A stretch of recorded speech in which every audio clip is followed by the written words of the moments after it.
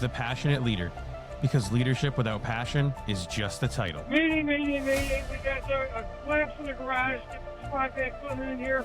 We got an I-beam gone to a firefighter. Get that out, urgent, transmit a second along.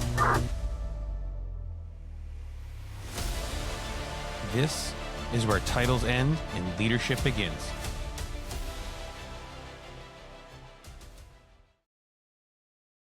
Ask yourself something real for a minute. What does it take to look at the fire service we love and admit we can do better for the people trapped on the other side of that smoke? What does it take to stop accepting the same old rescue culture just because it's comfortable and start pushing for ideas that make some folks squirm? What does it take to build something not from ego, not for credit, but for our victims, the people who depend on us to get it right? Because today's guests are wired that way. That is what's caused the Thomas brothers, both Ryan and Kurt, to launch Relentless Rescue Solutions, a firefighter-owned and family-run company, because they decided good wasn't good enough when it came to helping people. They have a device that we're going to talk about today, the Thomas Life Capsule, that they believe will change how we rescue victims and how they're willing to take the hits when it comes to challenging the status quo. Welcome to the Passionate Leader, my friends, my brothers, the Thomas family with Relentless Rescue Solutions. How's it going, guys? Doing well. Good. Thanks for having us. Good. Appreciate Yeah, it. thanks for having us. So we have in the studio today with us, we have Kurt, Ryan, and Dad Gary. If you guys want to go around and kind of walk yourselves through how you're involved in the fire service and what your role and all that stuff is with the Life Capsule. Yeah, for sure. So I'm Kurt. I'm the president of Relentless Rescue Solutions. I've been in the fire service now. Next month will be going on 14 years, which is crazy. And coming up on 12 of those being full career time. Currently, I'm an acting captain at a department on the south side of Charleston out in South Carolina.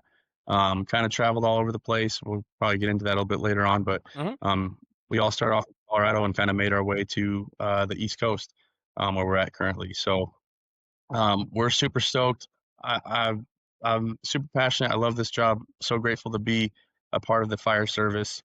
And now that we've come up with this idea and this revolution, watching it kind of take off has been super awesome. So, and the best part of it, other than what it will be able to do for our victims, is what it's done for our family and brought us together and put us on a working level that I never thought we could be at. I love it. Yeah. I'm Ryan Thomas, Vice President, Relentless Rescue Solutions.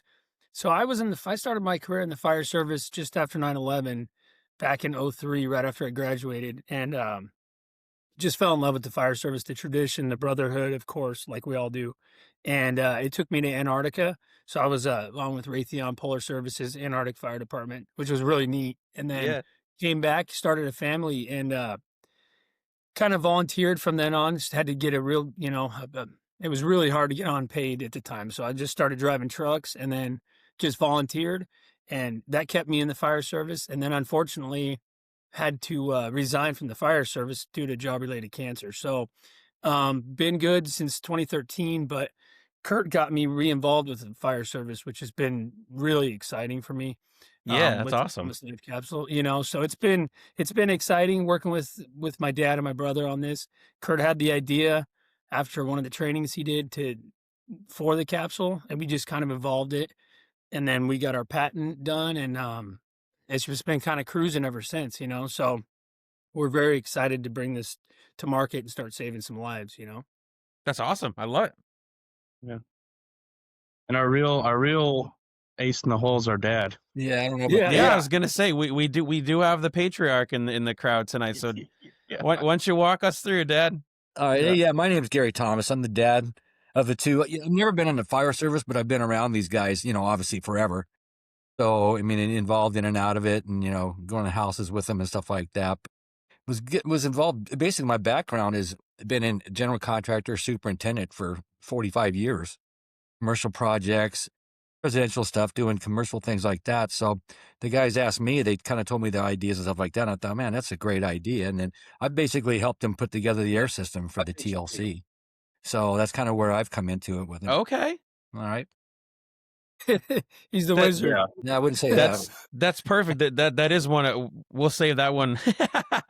We can we'll save that one for, because that's actually one of the questions that I had, was how it's integrated and stuff. So we'll get to that one in a second. So, I guess the big question is really, what was the catalyst, or the, the epiphany moment was like, man, we can do better for our residents. Yeah, no, for sure. I think so I was working down in Texas at the time. We had just moved away out of Colorado, and I was just doing a side project for our little crew. I was looking into FSRI research. It was the single family, single story search module that they put out after they did all of their training, or all of the tests and everything. And so I was just making like an abbreviated, like, main objectives PowerPoint just to give to our crew, and then we Mm. would do a training, a search training from there. And while I was making this PowerPoint on my couch, I fell asleep, and no joke, I during my sleep, I had this dream about, like, what the hell, why we know that we're doing a good job of keeping victims low and getting them out, and keeping their airway low. We're that transition's already there, but what else are we doing, and why are we not doing anything else? Um, because you always see the movies about, oh, take my mask, victim or whatever. That's Yeah. not realistic, Sure, right? sure.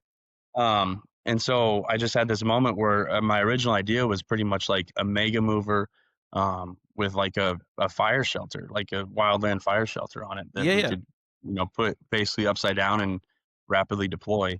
And so Ryan was driving truck, and we usually always, I'd chat with him almost every night. He's working when, we usually just shooting the shit. But I called him and I was like, dude, like, I need you to tell me I'm stupid and this idea is dumb. We start talking, and it's like, wait, and Ryan Ryan can attest to it, but he was like, what do you mean that's not like a thing already, right? Yeah, yeah. Yeah, Um, it's awesome. yeah, so that was truly the catalyst. And then so I was going to work that next morning, and I got there and we were talking all the way into work. And then, like, right when I got there, I drew up this little expo marker drawing, and I was like, here, run with this, because you're gonna be off. You can, like, I'm gonna be running calls and stuff. You can, like, at least get this stuff on paper a little bit more for us. So it honestly grew from there. We started nose diving into a bunch of research to see if there's anything out there that's similar to it. We did a whole patent search that came back clear, and so we really just went, um, we jumped off and really jumped into it there. But honestly, in terms of the full catalyst, you mentioned at the intro, we're like, with dirty drags and everything, we're doing a good job now, but as the fire service, we can do so much better. And Ryan, if you want to talk about like how other things have advanced, but drags Yeah. have, right?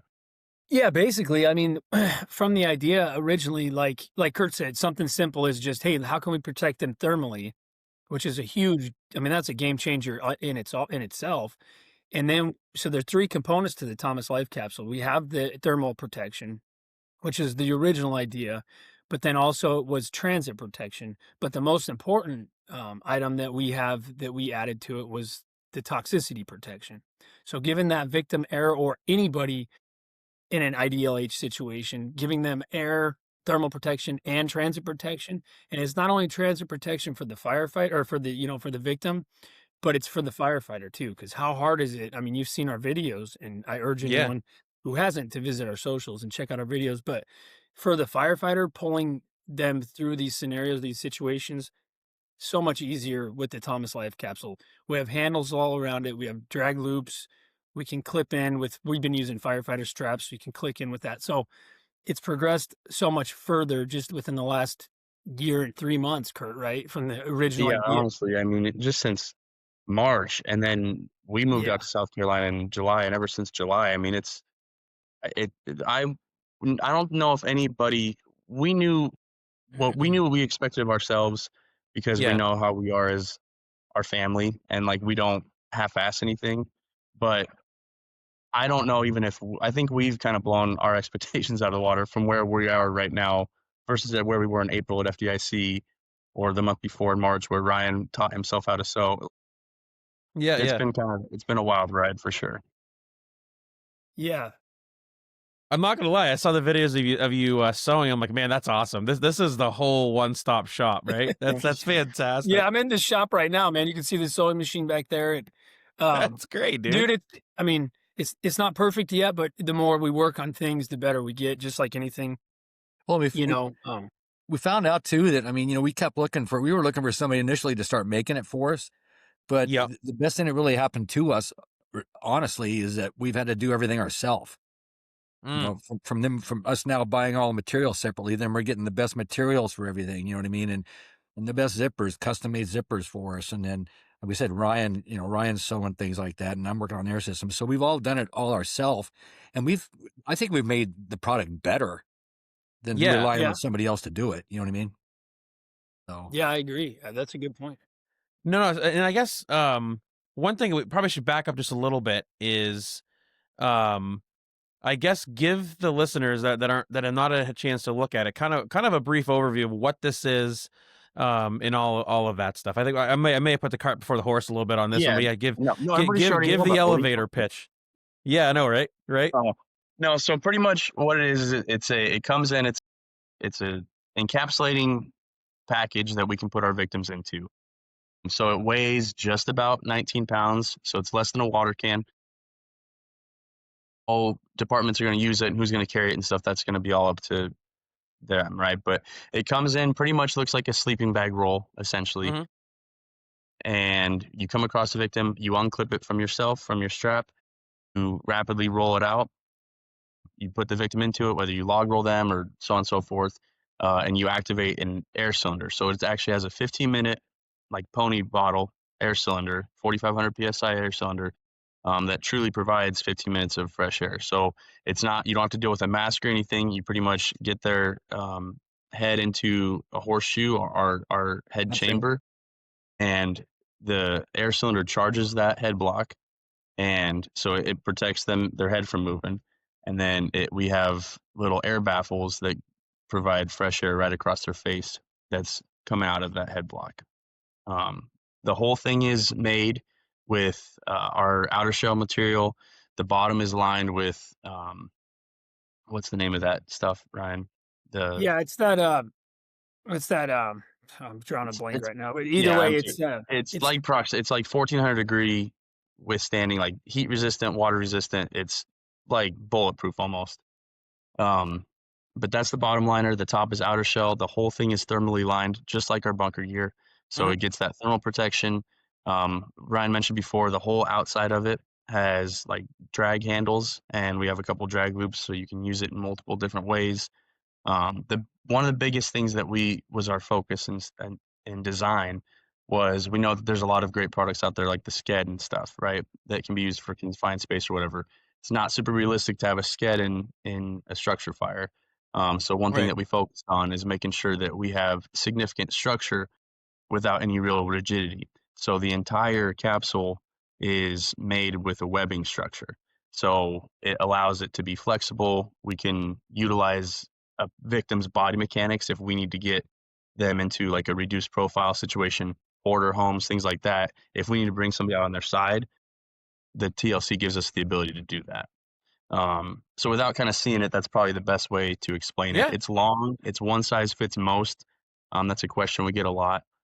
We understand that the people that we're probably going to have to be pulling out of houses or structures in general, not just houses, are likely the ones that we're seeing on lift assistance, things like that. It's probably not Sure. the most able-bodied people necessarily.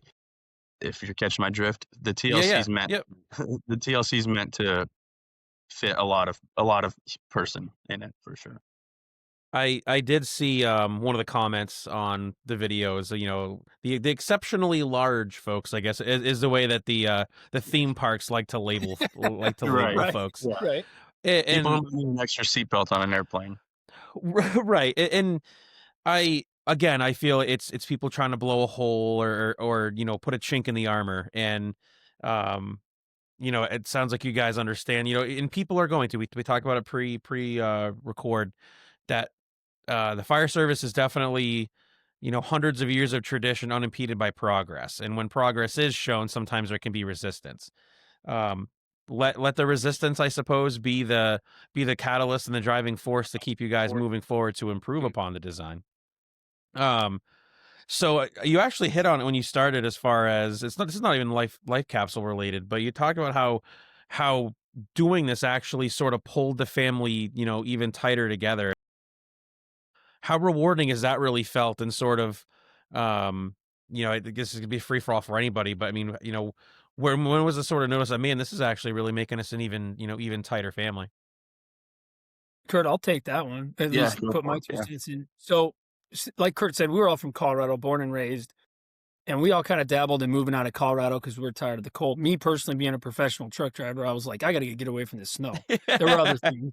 There were definitely other things, but all of our families in Colorado, and you know, my parents actually bought a house in Myrtle Beach, and decided just they were going to do an investment property. So we're like, okay, we all took a family trip down to Myrtle Beach back in, what was that, 2021. And we fell in love with the Southeast, the Yeah, East Coast, Southeast Coast. And I was like, man, we need to move. My wife and I, we've been married for 20 years, and our 2 kids, we decided, hey, let me see if I can transfer my company. We came down to Savannah, Georgia. We fell in love with it. Next thing yeah, you know, my parents said, hey, let's just move into our house full time in Myrtle Beach. So they made that happen.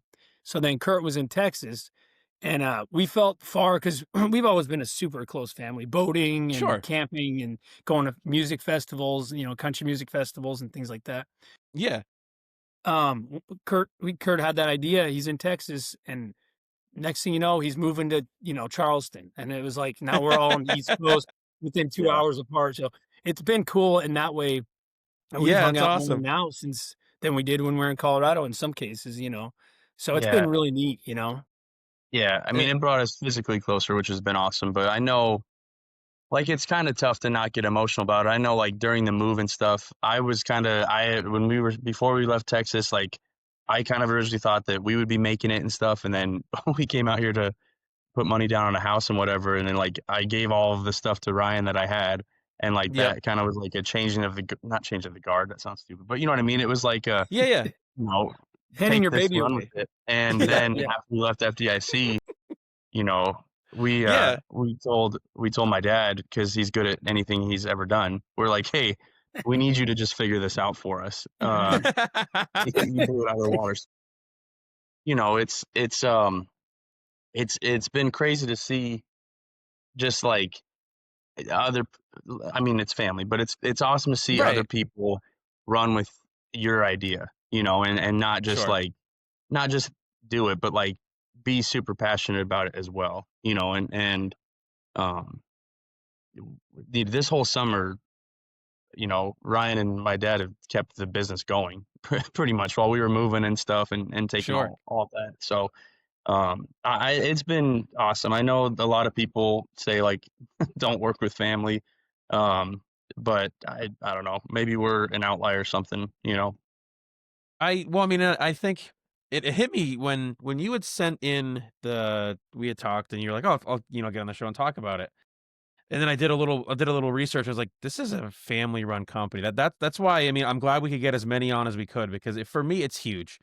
With Hmm. the fire service, we want to preach family. We want to, brotherhood and sisterhood and blah blah blah. But this literally is a family, organization that is, everybody has their hands in the pot, so to speak, that are trying to make it work. Um, so, I got that. Let me see. What are some of so I guess this is a chance for you guys to get ahead of the naysayers. What are some of the more common things and questions you guys get that are, um I don't want to say negative in connotation, but the ones that is like, like, what, instead of being like, hey, you do this, how about, have you thought about this? Or, it's people just trying to sort of immediately be like, oh, here's a solution to a problem that doesn't exist. Um I would say to those people specifically that they've probably never had to drag an incapacitated victim. Um I can also see, I've seen some comments out there, as well, with the time that you spent putting them in this capsule, you probably could have got them out. I get Right. that. So, and I feel you guys have done a really good job at being like, look, this is a tool. This is not the end all be all. So, Yeah. yeah, if you want to just, let's get ahead of some of the naysayers and some of the questions you guys get hit all the time, that it's like, well, in what answers you might have to some of their questions. Yeah, for sure. I'll take this one because Yeah.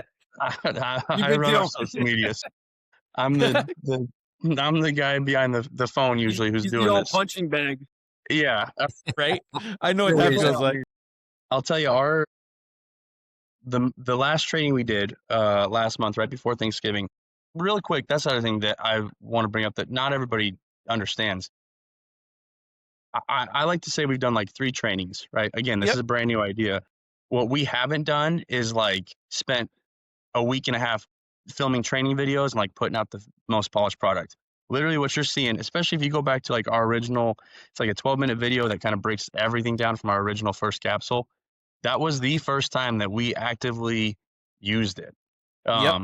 There was no, and like honestly, I didn't edit much of that of anything. So I say all that to say, like, we've been able to be, in my opinion, very successful with the first 2 capsules that we've utilized and trained with.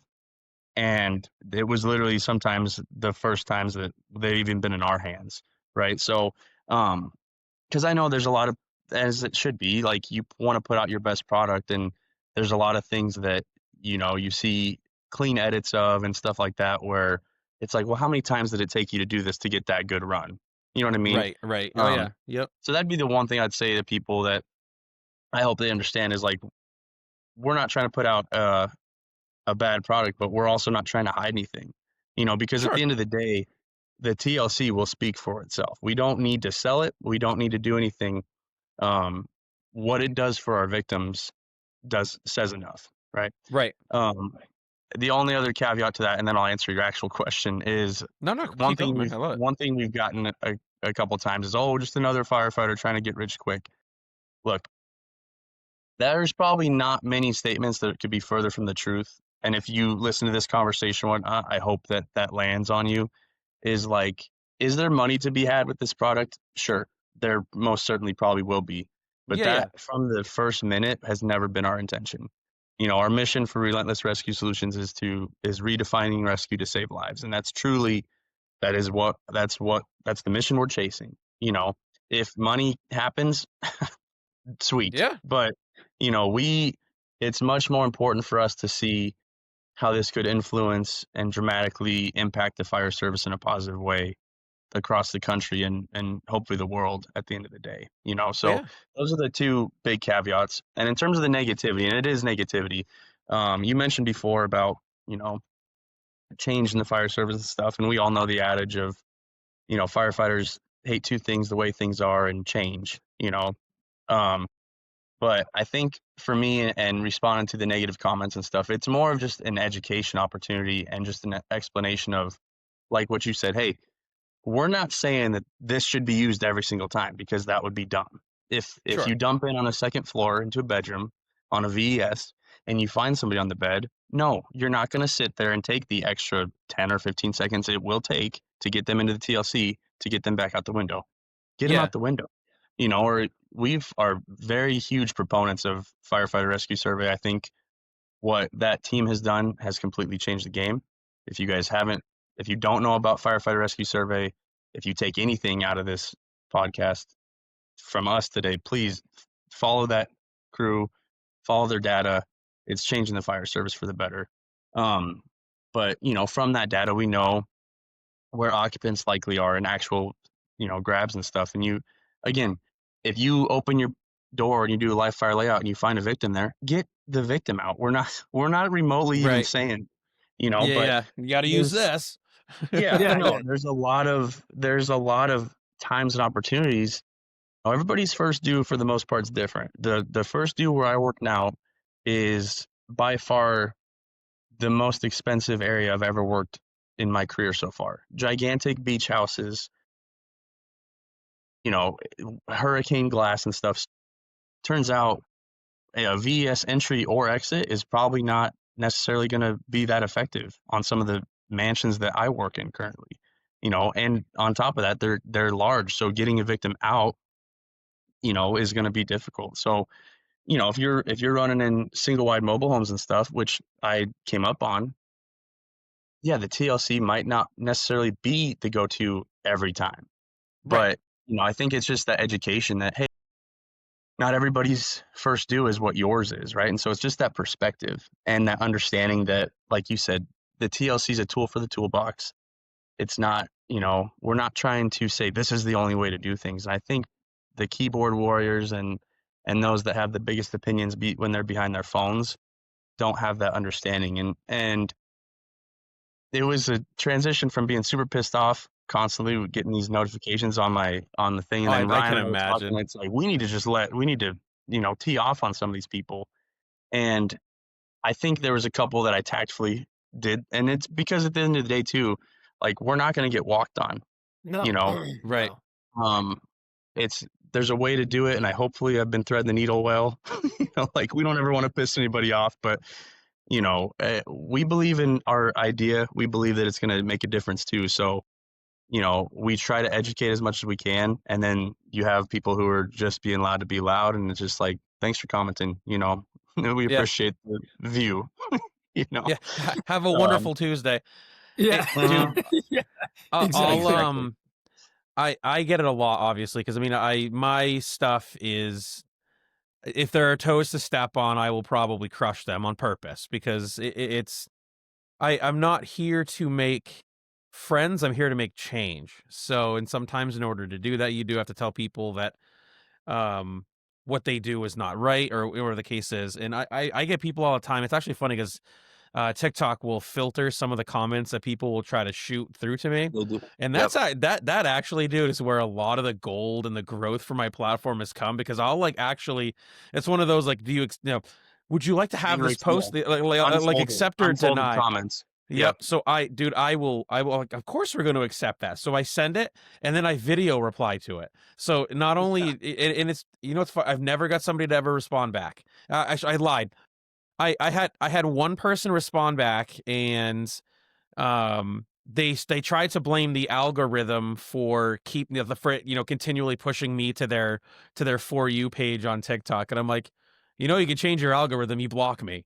Oh, that's a great Right. idea, I should block you. And then 3 weeks later they're still commenting. I'm like, so apparently you really like what I have to say, because you keep coming back for more. So I Yeah. have no problem calling people out, right? It's just, that's how the platform works. And I gotta tell you, the biggest thing, man, is the desire to not make it, a financial incentive for you guys is huge. I think there are a lot of people that are chasing fame and fortune, and in this is definitely something.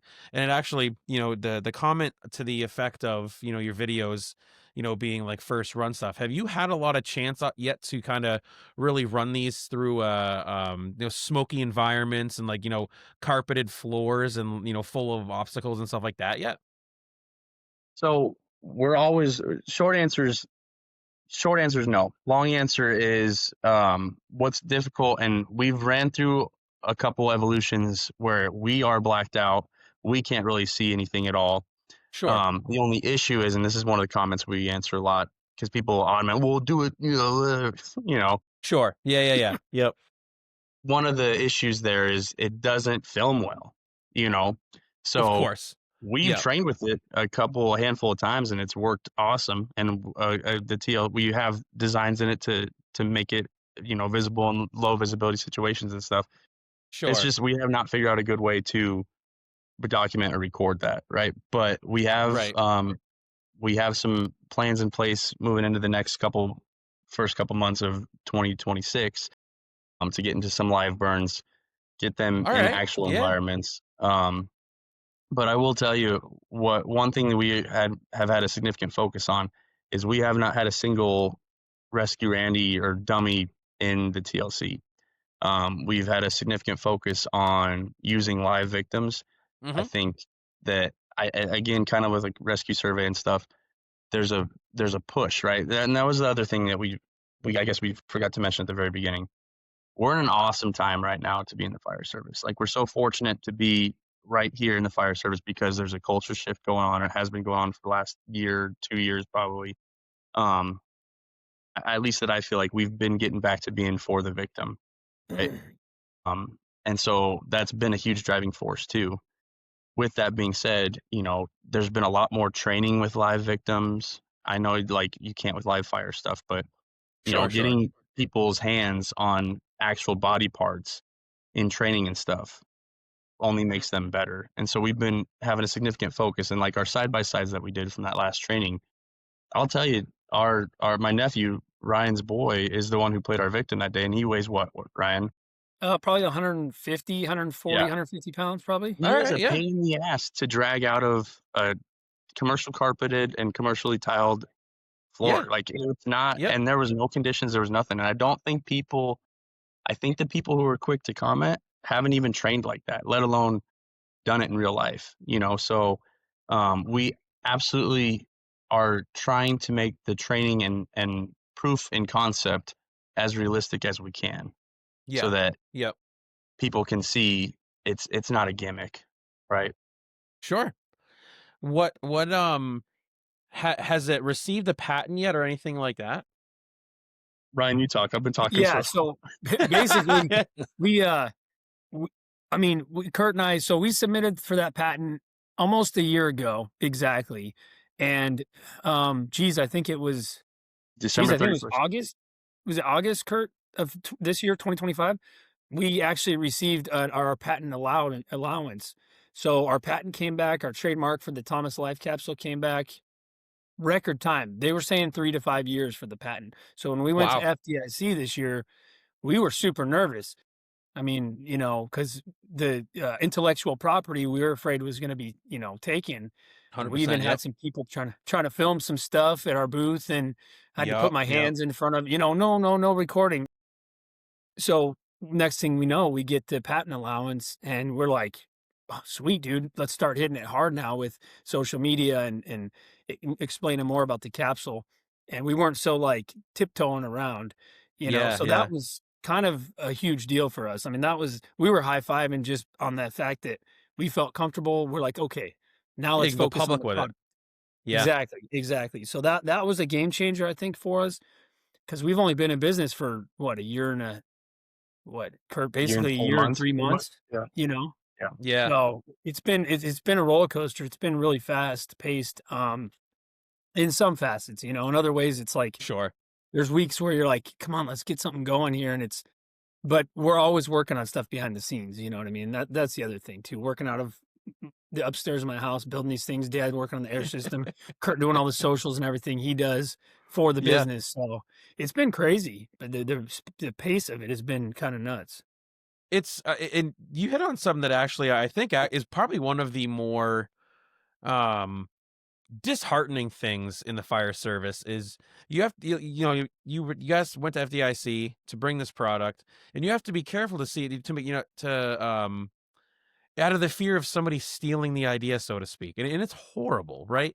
And you did everything right. It's not negative about how you guys handle it.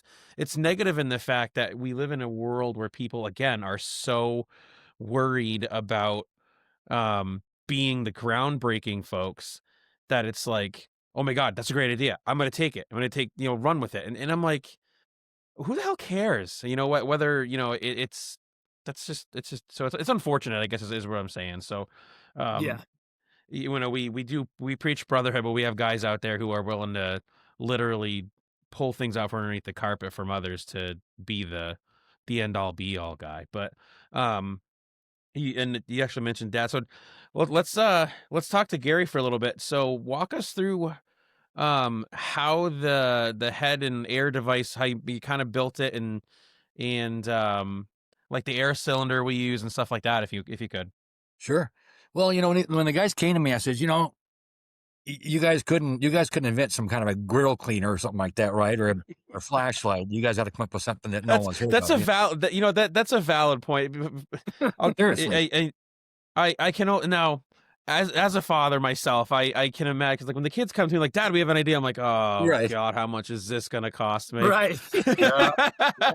And I first said, what are you guys thinking? You know what I mean? But and it's like the more I thought, I was like, well, it's pretty cool. But the biggest dilemma we had from the very beginning was, okay, we've got this system. We're going to put people, victims in. How are we going to get that? My biggest thing at the time was, well, you know what, God, we got to get a small cylinder, as small as we can. All the regular stuff like that. I went through a whole bunch of different cylinders and things like that, all different versions of it. But the whole thing was we were trying to make everything as small as we could. And then we wanted to provide the most air. If you look out there, rescue systems, things like that, a lot of them you see 10-minute, you see a lot of the 10 minutes out there, you see a little bit of 15, but then everything is all 30 minutes. Yeah, So big it was stuff, tough yeah. like trying to find the right cylinders and things like that to begin with. But the whole thing was just trying to get everything all together small enough. Ryan actually came up with the head block. It's a U shape, and it's all sewn together. And what happens? It's deflated. When it's deflated, it's kind of flat in the system. It lays down flat, and then as you know, when we turn the air system on, it blows that up, and it encapsulates your head, and it's the same height, just a little bit higher than where your nose would be. So you're Okay. in this head block, and then we have the air holes coming right out right across your nose and your mouth. So you physically feel that air. It's not like this system blows up the whole bag like you're a balloon going there. What it does is it blows fresh air continuously, and we're 15 minutes fresh air across the face and nose. So when you get in there, you're thinking, oh, it's going to be all claustrophobic. And once you're in there and you feel this nice fresh air going across you, cool air, it kind of gives you more of a comfort thing where, okay, it's not bad in the bag. But going back really quick on the cylinder, we've kind of landed now on Luxfer. It's a Luxfer 15-minute. And then I went through like 8 different versions of regulators, things like that, to try to get everything to where we could get all the pressures right. So now we've landed on 2 systems. We have a primary, secondary regulator, and we go down into just a little, we just feed it into the back of the air system, and it just blows up. It takes us about 15 to 20 seconds to have a full, where that air system is rigid enough to where you can feel it in there. But by the time you get the people in the capsule, it holds you in there really nice. But like I said, we're running about 15 minutes now, but it's just a combination of, I probably have 12 versions of going through trying to, get all these different regulators working with this and that. And we've got it down to now where it's real consistent. I mean, it's a good system. And like I said, to be able to provide that kind of air, I think is pretty incredible. Amazon drivers hate Myrtle Beach, hate doing deliveries. So who got to be the test recipient as you were doing all of these different head blocks and stuff? I think for the head chamber, it's kind of funny because, oh man, like Kurt said, we had hit it before FDIC about April more like February last year or this year. We were like, we need to take something to FDIC. Kurt booked us the booth, and we're like, okay, we got to get up there just to even talk to people and see if they think this idea would go. FDIC was more of a barometer for us this year in 2025, and we left. Hell, honestly, that was a barometer for Dad too, because we always were like, this guy doesn't believe in this shit, and then he was like, he saw what everybody else. He saw that the fire service needs it, and then he jumped in hard, which was dope. But sorry, go ahead. Yeah, no, awesome. It's all good. So it's kind of funny because our first prototype. I mean, we had Kurt's wife, my sister-in-law's cousin, sew it up in Texas, and she did a really good job. So we took that there, and man, I think in February we were trying to reach out to someone who could build us the head chamber. We did drawings. Dad's really good at the drafting and stuff, so we sent some drawings to a couple inflatable companies, and dude, the quotes we were getting was insane. It was like, no, we'll build this ourselves. So I hand sewed the first head chamber, and dude, we took it there just using an air pump to demonstrate the airflow. So we'd have people come up and feel like air mattress pump. Yeah, and so, it actually was kind of air mattress pump. energy pump. Yeah, it was. So when people would see that, and that's the other thing that's cool about the head chamber, is that it protects the head too, because when it inflates, it keeps their head in line, and it protects them from other things. But anyway, so the head chamber just kind of evolved that way. But the first people who were testing for measurements is like my wife or my kids, and the first person to get in the TLC itself and get drug in the first video, besides in our living room, that was our first thing up here in our little loft. I think we drug like, it was Haley and my wife. Kid. Yeah, you drug your kid. And then we were like, oh, this thing's going to hold up pretty well. Because, I mean, I sewed it, dude. I didn't know. I was like, I don't know. Right. We heard a couple stitches pop, but made some tweaks on that. But, I mean, the first actual drag, I think, might have been like our mom, I think. Or maybe my wife. Yeah, I think so. I think we ran like one air test. We blew through one cylinder. And I think like all of us got in to kind of feel what it feels like and whatnot. But that original first capsule, I think it was Mom. Yeah. Yeah. And I gotta tell you, the being a victim in the capsule, It's kind of crazy because there's a complete webbing structure inside on the base layer. And it's crazy the support you have. Like I'm in it going up and down some of the stairs. And that's another thing we don't think about. We talked about how hard it is to drag a victim just by themselves, the way we do it now, dirty drags and everything.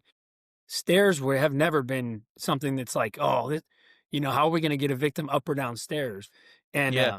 so being a victim in the capsule, going up and down stairs, no problem. Even head down, going up feet first. The capsule is very supportive. So that was kind of cool being a victim in it, for that evolution. Plus, that's easier on a firefighter too. I mean, going up and down the stairs, just in those videos. I mean, it was a night and day difference on how much easier that looked. Yeah. There's a lot to be said about adding mechanical advantages with webbing and stuff like that versus just Muscling. yeah, 100%. Just muckling onto somebody and giving the old heave ho, right? I mean, what's the old phrase when force doesn't work, apply more force. Right. Right. And honestly, that's something I guess we always breeze by because it seems like to us like the most minuscule thing. But the transit protection for both them and us, like we mentioned a couple times with their head protection, but like that's the one thing we don't talk about with grabs and victims now is you get a grab, you're high fiving in the front yard, but like what's happening to that victim if they do end up making it? What Yeah. injuries did they sustain on the drag? What kind of potential TBIs do they have Yeah, from sure. banging their head? How much was their shoulder separated when we got it stuck on a door threshold? Yeah. So Right. like getting them into one system protects them, but allows us to function so much more efficiently. Yeah, we took Barbies. It sounds kind of silly, but we took Barbie dolls. I took 2 Barbie dolls to FDIC, and we were thinking, oh, this might be kind of cheesy. More people picked up those Barbie dolls because what we did was I simulated like a hasty harness drag and the damage that it would do dragging them over, with the friction and things like that. Tack Sure, strips. sure. We had a couple pieces of broken tack strip and things that we're not thinking about dragging a victim over, and and then just a regular dirty drag. And seeing the Barbies, people were picking them up. Oh man, I guess I didn't think about what I drew on them and stuff and scuffed them up, and it was Yeah. kind of funny to see people play with Barbies. All these firefighters, But it's true, we don't think about that. You know what I mean? No, 30,000 firefighters and we're playing with Barbies at the expo center. Yeah, that was funny. man. But it makes sense. Now, have we done any like through the window down ladders and stuff like that testing and stuff? That's coming. Gotcha. That's part of like burns, window stuff. That's one that we're setting up for like one big day coming up in either January or February. We're still working on the details of that, but that should be coming first quarter of 26 for sure. Yeah, Nice. we did the reduced profile. There's a video. Actually, Dad was in it. And Dad, what do you weigh? What do you probably weigh Like now? 200. 200. Yeah. 200. Yeah. So we we got him through reduced profile through some Nice. studs, and that worked out really well. So we got some of that going. So we're excited to do some window egress, things like that. Yeah, we I think what's neat is you guys are you're literally putting your money where your mouth is, right? You're getting in this thing. Is it designed to be a one use type? So when we finally really launch and departments get their hands on it, is it a one use or can it be deconned and stuff like that? The goal is to have it be, it's made out of essentially our bunker gear, right? So the air system, all the air system components can come out.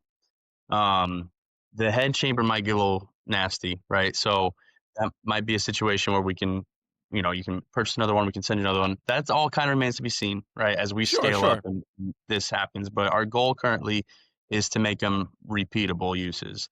Put it in an extractor, let it dry, just like your bunker gear, and get it back in service on the truck. There's going to be those outliers, right? Where if something's just blown out, it might be a one-time use thing, but it's going to be, our goal is to make it as similar to our bunker gear as we can, in that you can use it multiple times. If you get bloodborne stuff on it, you throw it on the bloodborne cycle on your extractor or whatever. Amen. Yep. That's how we go from there. Yep.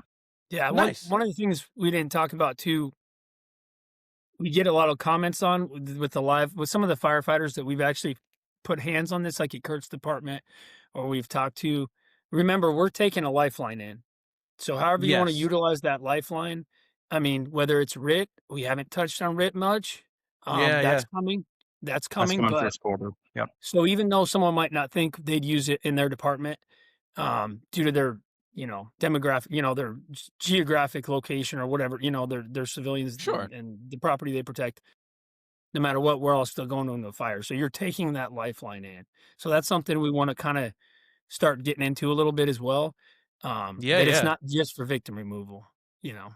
Oh, I love it. I was actually thinking so. It's funny. My wife's on the department with me too, and so I was asking her. I was like, "Hey, you have any questions? For the guys when I?" And she was like, "I wonder if this might be a decent idea to sell as a not a preventative thing, but like let's just say because we teach our residents to isolation and close your door before you close before you doze." Mhm. And she was like, I wonder if this could be something that, we have like the rescue rope ladders people throw out their window. She's like, I wonder if this could be something that people could, um, not necessarily package themselves before before it gets to be too late, but if it's one of those, if it's something that it's as easy as keeping underneath their bed and it's like, hey, it's going to be here. And then maybe, through pre-planning, like, "Oh, it's going to be, we know where this is, so we don't even have to carry it in with us because the thing's already going to be in that house in the bedroom or whatever the case is." So, just some spitballing ideas that we had, just talking around our just at our dinner table, Right. um, that's good stuff. I love it. I did actually. So, um, we were talking about doing our goal in the fire service obviously is to do less harm than is already being done. And the 2026 edition of NFPA 1700, which is that's our tactical objectives and blah blah blah. There's actually a section um, I'll give you the citation, but I thought about you guys when I was doing it. It was um, it's section 13.6. It talks about general rescue, and the first one is isolating the occupant from the fire environment during removal.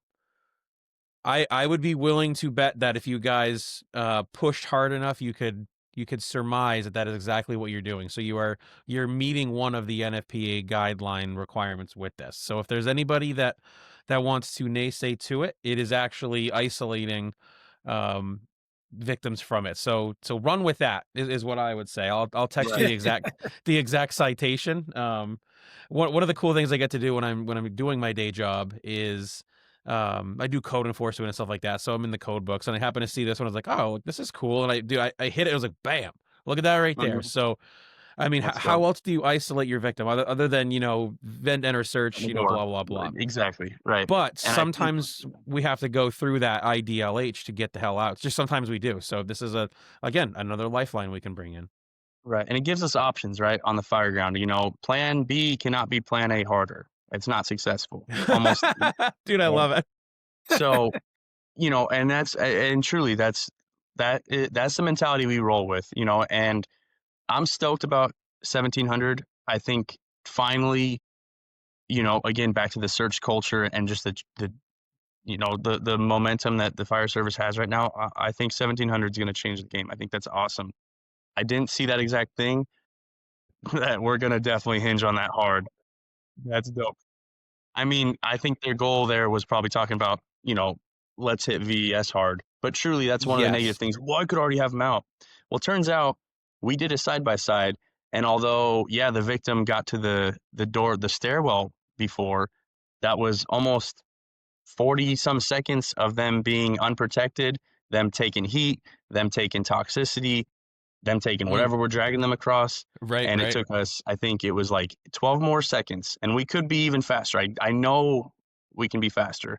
It took 12 more seconds to get them in and into a protected space with clean, cool, fresh air and treatment started.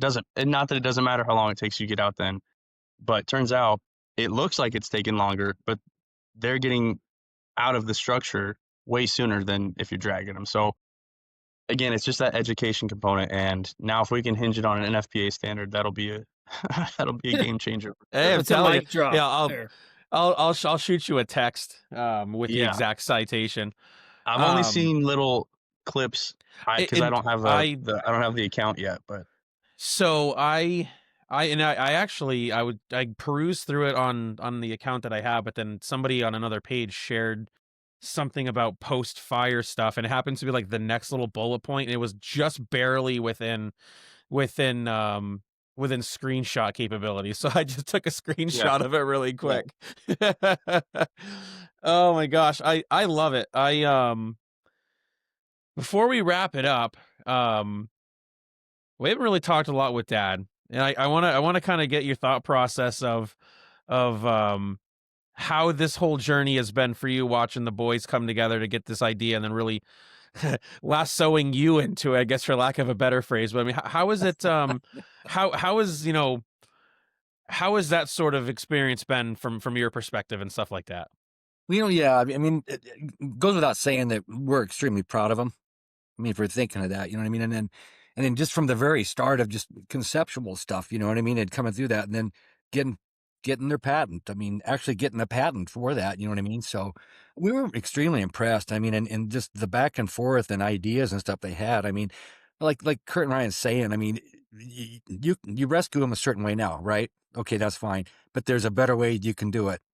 And as these guys get going more and we get training more on it, I know that we're going to have incredible times with it. Right now, like as he was saying, the videos and stuff like that don't show a heck of a lot of difference anyway as it is. But I mean, it's only going to get better. We can't say much more about them other than every time, we keep trying to improve things. They're working extremely hard, from Kurt doing, everything online and stuff like that. Ryan, working all weekends and stuff like that, trying to sew everything together.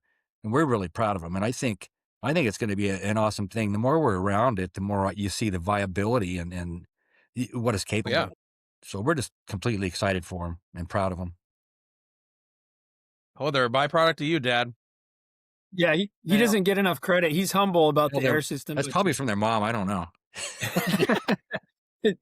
To take 4,500 psi down to Yeah. what is it, 35, 40 psi Yeah. in a small unit, something that looks simple and lightweight, and it's like, that's what he kept commenting over the summer. He's like, man, I feel like I've been putting so many hours into this, and it looks like this is it. There's Right. nothing What I to should it. He's do. like, that's the point. I send you That's the a point, picture. because you don't want it to look like the DeLorean. You don't want it to Yeah. have the flux capacitor and the, you know what I mean? So it was a simple. It looks simple, but it's not. Yeah. Yeah.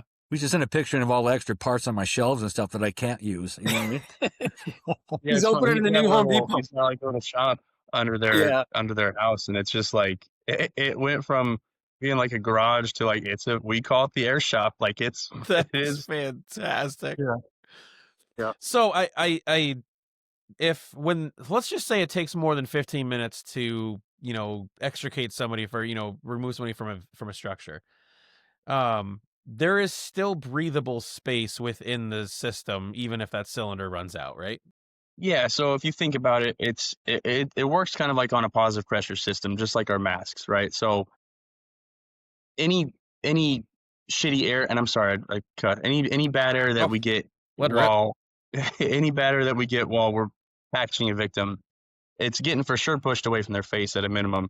But it's not like a level A suit. It's not vapor sealed or anything. Sure. It's permeable, but it's on a positive pressure from that air. So once that expends, at the same way, it's not gonna like start suffocating you, or it's not like a sealable body bag or anything like that. What we've noticed is as that cylinder bleeds out completely, it still maintains that head block quite a bit. Good. Okay.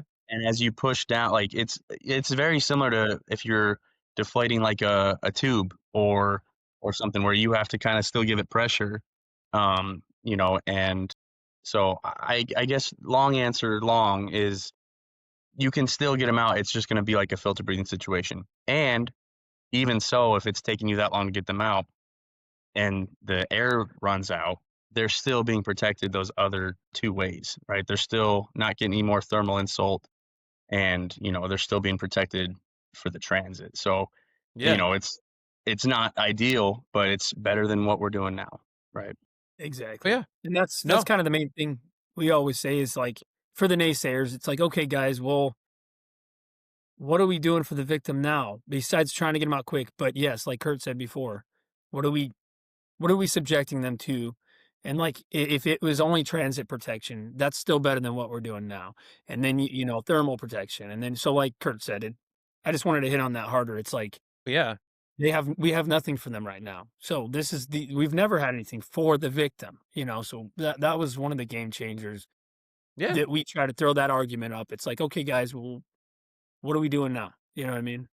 Well, and if you think about it too, we'll use the out the window, removal of a victim. Yeah, we can clean a window the best we can, but are we really going to pull every piece of glass out or anything like that? So or like you said, door jams, carpet gets mush. Now they're not they're not ripped up, but they have melted Berber rug to their legs now that's going to Right. get picked Yep. off at the burn center and stuff like that. Right. So um I think it's exciting. I am I can see where people do have their mentality of, well, show me where, because there are other inventions or advancements with certain things in the fire service that I will honestly remain a little skeptical of. There's when you see nothing but parking lot videos, and you guys, I don't think you have parking lot videos. The concept is there, obviously, that you have to have visibility to show how it works. Um, Honestly, what I would think that what a good next step would be is try to find a way to get some thermal imaging footage, which is something that I've pushed another manufacturer a little bit on, as far as, I really like. I don't want to dime them out. So it's a new attachment to the end of a hose, I will say, that sprays water a certain way. And I've pushed hard, or kind of questioned we're seeing a lot of people advancing stuff in parking lots and stuff like that, but where's the proof in that shows that it really works? So I think I'd be willing to bet that if you guys can find that technology to get some thermal recording in even if it's not a smoky environment, because the lay person or even the undereducated firefighters, they're not going to be able to see what heat signature is. And so even just in a dark environment with a thermal imager, you're going to get some really good stuff to kind of show like how it works and stuff like that. So you guys are onto something. Yeah, quarter one's going to be a big dip. Quarter one's going to be big for the TLC because we're looking to buy. Seek has a little tick that can actually go on the end of your phone. Perfect. Yep. Yeah. So that's exactly what you just said, Zon. It's in addition to what we're already going to be hopefully doing. So, Perfect. Yep. Awesome. Is there anything that we missed or that you guys wanted to hit before we wrap it up? I don't know. I just think, generally speaking, we're grateful to be here and talk about it. And I think that if you guys are listening to this right now, and if you can, obviously follow us if you haven't already, and just help spread the cure, right? Like this is going to make a difference, and as best we can to help, anybody can help spread this mission, right? And be a part of it too. So, if you want to reach out or whatever, have some ideas or want to train with it or whatever, our lines of communication are always open for sure. Awesome. I love it. I'll so we end all episodes with a question. It'll be a little different, so modify it with your answer however you so feel fit. But for the firefighter who's listening and they're just starting their journey into the fire service, what is your pure, unadulterated piece of advice for them? And it doesn't even have to be related to the to what we talked about today. Right.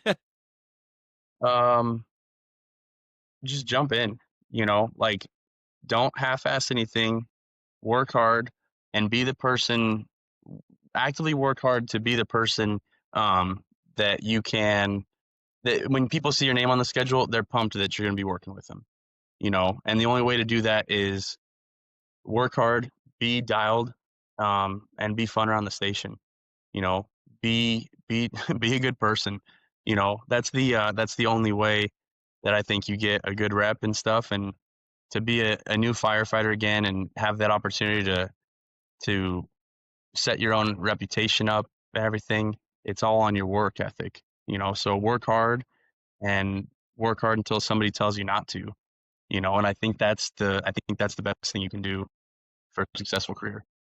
That's my take. Yeah. Love it. Yeah. I'd say Ryan be or humble. Dad, you guys, it's all you. Oh, humble. Yeah, I'd say Run with it, brother.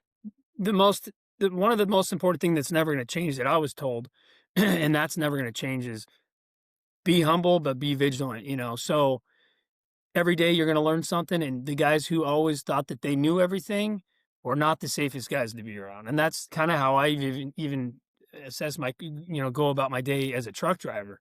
Anyone that thinks they're the best driver, or thinks they're the best at anything, no one's the best at anything.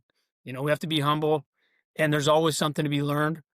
And even when you think you understand something, it's like you see a different angle and you're like, oh, wow, it opens a whole nother, folder in your mind. Like, oh, I didn't realize, I guess I did miss it. So always be humble and be eager, like Kurt said, to work. And I think things will happen perfectly, I love it. All All right, we'll leave it for Dad. I know on You the can behalf close of us me, out. I mean, the way I was brought up, you need to work as hard, but mainly harder than anybody else next to you. And that's gotten me through everything. That's how come I was able to move up as quick as I did, as I always worked harder than the guy next to me.